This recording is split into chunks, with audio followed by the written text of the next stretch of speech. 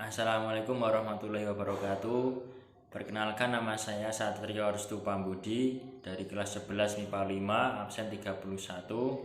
Ingin mempresentasikan hasil diskusi saya bersama teman saya tentang sistem hukum dan peradilan di Indonesia.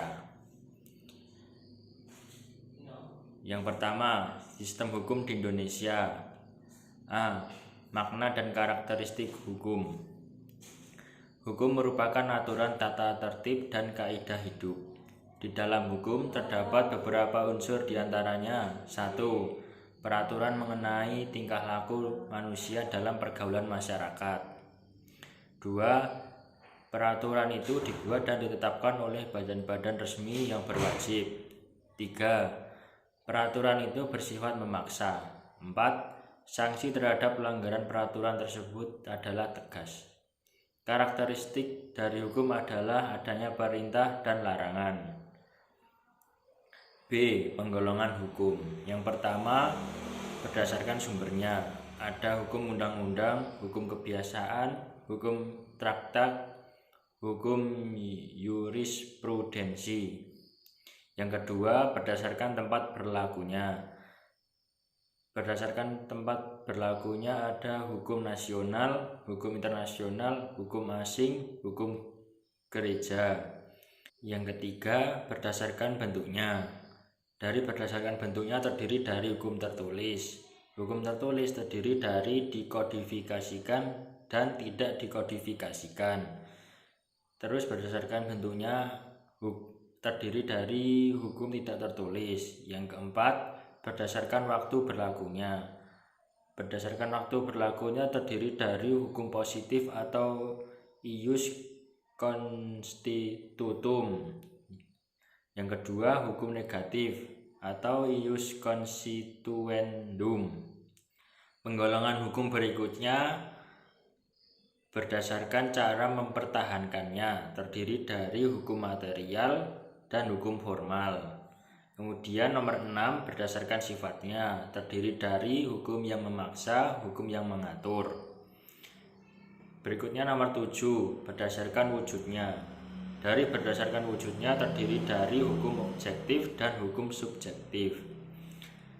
Nomor 8, berdasarkan isinya, terdiri dari hukum publik. Hukum publik terdiri dari hukum pidana, hukum tata negara, hukum tata usaha negara, dan hukum internasional.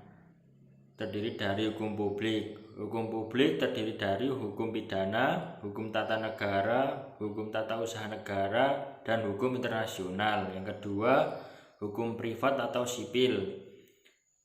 Hukum privat terdiri dari hukum perdana dan hukum perniagaan. C. Tujuan hukum. Yang pertama, tujuan hukum adalah untuk menegakkan kebenaran dan keadilan. Yang kedua, mencegah tindakan yang sewenang-wenang. Berikutnya, melindungi HAM. Dan yang terakhir, menciptakan suasana yang tertib dan tentram. D. Tata hukum Indonesia.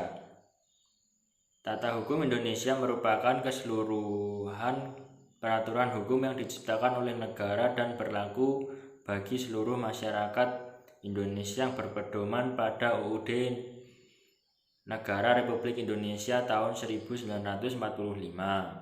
Tata hukum Indonesia ada ketika negara Indonesia diproklamirkan pada tanggal 17 Agustus 1945. Sekian dari saya, terima kasih. Assalamualaikum warahmatullahi wabarakatuh. Nama saya Fira Nadia Ramadhani dari kelas 11 MIPA 5 nomor absen 32, ingin melanjutkan presentasi dari kelompok kami. 2. Mencermati sistem peradilan di Indonesia. Materi yang akan saya presentasikan adalah 1. Makna lembaga peradilan. 2. Dasar hukum lembaga peradilan. Yang ketiga, klasifikasi lembaga peradilan. Dan yang terakhir, yang keempat, perangkat lembaga peradilan. A. Makna lembaga peradilan. Lembaga peradilan sama artinya dengan pengadilan negara, yaitu lembaga yang dibentuk oleh negara sebagai bagian dari otoritas negara di bidang kekuasaan, kehakiman dengan sumber hukumnya, peraturan perundang-undangan yang berlaku di dalam negara. Adapun perbedaan konsep antara peradilan dengan pengadilan. Peradilan menunjuk pada proses mengadili perkara sesuai dengan kategori perkara yang diselesaikan, sementara pengadilan menunjuk pada tempat untuk mengadili perkara atau tempat untuk melaksanakan proses peradilan guna untuk menegakkan hukum. B. Dasar hukum lembaga peradilan. Dasar hukum lembaga peradilan nasional yaitu Pancasila Sila kelima dan Undang-Undang. Peraturan perundang-undangan menjadi pedoman bagi lembaga-lembaga peradilan dalam melaksanakan tugas dan wewenangnya sebagai lembaga yang melaksanakan kekuasaan kehakiman secara bebas tanpa ada intervensi atau campur tangan dari siapapun. C. Klasifikasi lembaga peradilan. Yang pertama, lembaga peradilan di bawah Mahkamah Agung.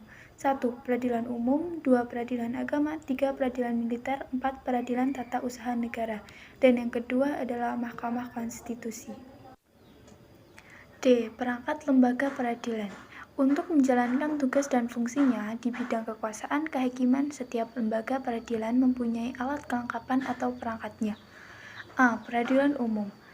Kekuasaan kehakiman di lingkungan peradilan umum dilakukan oleh pengadilan negeri, pengadilan tinggi, dan Mahkamah Agung. B. Peradilan agama. Kekuasaan kehakiman di lingkungan peradilan agama dilaksanakan oleh pengadilan agama dan pengadilan tinggi agama. Kekuasaan kehakiman pada peradilan agama berpuncak pada Mahkamah Agung. C. Peradilan militer. Dalam peradilan militer dikenal adanya otoritas, yaitu badan di lingkungan TNI yang melakukan kekuasaan pemerintahan negara di bidang penuntutan dan penyidikan berdasarkan pelimpahan dari Panglima TNL. D. Peradilan tata usaha negara. Kekuasaan kehakiman di lingkungan peradilan tata usaha negara dilaksanakan oleh Pengadilan Tata Usaha Negara dan Pengadilan Tinggi Tata Usaha Negara. Dan yang terakhir E. Mahkamah Konstitusi. Mahkamah Konstitusi terdiri dari 9 orang hakim konstitusi yang dilajukan masing-masing 3 orang oleh DPR, Presiden, dan Mahkamah Agung dan ditetapkan dengan keputusan Presiden. Demikian presentasi yang dapat kami sampaikan. Bila ada salah kami minta maaf. Sekian dan terima kasih.